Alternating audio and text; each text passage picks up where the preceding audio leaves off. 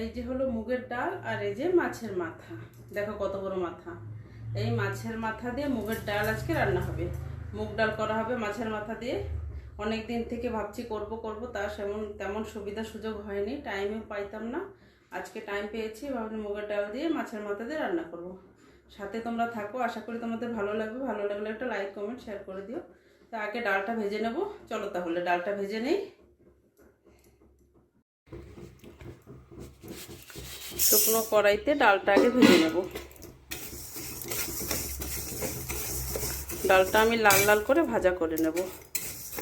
অনেক সময় ধরে ধীরে ধীরে সুন্দর করে ডাল ভেজে নিতে হবে, নইলে হালকা ভাজা করলে ডালের একটা কাঁচা গন্ধ আসবে।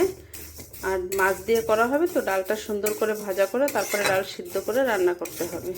ঠিক আছে, আমি ডালটা তাহলে ভেজে নেই।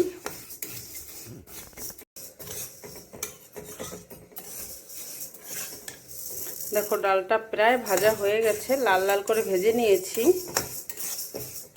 ডালটা আমি এখন আর কড়াতে সিদ্ধ করব না, ডালটা আমি কুকারের ভিতরে দিয়ে সিদ্ধ করব। ডালটা হয়ে গেছে ভাজা, গ্যাসটা বন্ধ করে দিই, কুকারে সিদ্ধ করে নেব।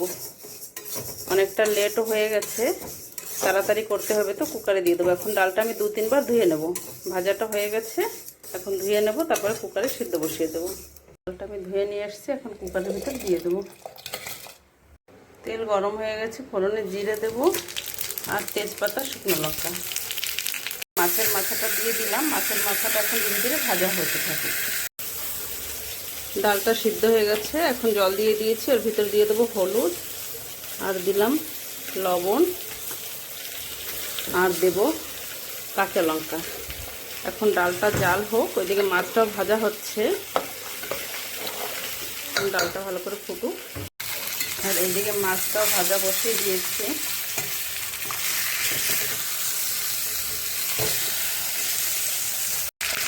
মাছের মাথা ভাজা হয়ে গেছে, দেখো লাল লাল করে ভেজে নিয়েছি। একসাথে ফোড়ন দিয়ে দিয়েছিলাম।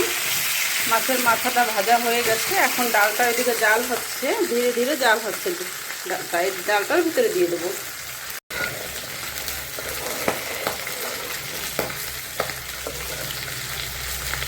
ডালটাও জাল হয়ে গেছে, মাথাটাও ভাজা হয়ে গেছে।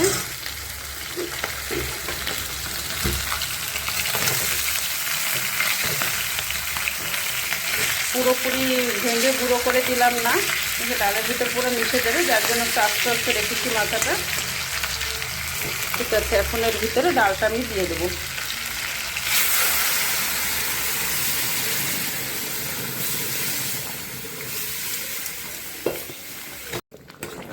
দেখো কত সুন্দর লাগছে দেখতে। মাছের মাথা দিয়ে মুগের ডাল ভীষণ ভালো লাগে খেতে। আমাদের বাঙালিদের একটা প্রিয় খাবার এটা। আগে তো অনুষ্ঠান বাড়ি মুগের ডাল করা হতো মাছের মাথা দিয়ে, ভীষণ ভালো লাগতো। এখন তো ওসব আর করা হয় না, এখন আমরা ঘরেই রান্না করে খাই, ভীষণ ভালো লাগে। এখন কিছু সময় জাল হোক, তো লঙ্কাগুলো এখন সিদ্ধ হয়নি, কিছু সময় জাল হলে সব সিদ্ধ হয়ে যাবে। ডালটা ভালোভাবে জাল হয়ে গেছে, দেখো কত সুন্দর হয়েছে। হয়ে গেছে প্রায়। এর উপর একটু ধনে জিরের গুঁড়ো ছড়িয়ে দিয়ে নামিয়ে রাখবো। এই যে ডালের উপর থেকে একটু ধনে জিরের গুঁড়ো ছড়িয়ে দিলাম। এখন ডালটা আমার হয়ে গেছে, খুব সুন্দর হয়েছে। তোমরা এইভাবে রান্না করে খেয়ে দেখো, ভীষণ ভালো লাগবে। ভিডিওটা ভালো লাগলে একটা লাইক কমেন্ট শেয়ার করে দিও। মাছের মাথা দিয়ে মুগের ডাল ভীষণ ভালো লাগে খেতে। ঠিক আছে, আজকের মতন এখানে রাখি। সবাই ভালো থেকো, সুস্থ থেকো।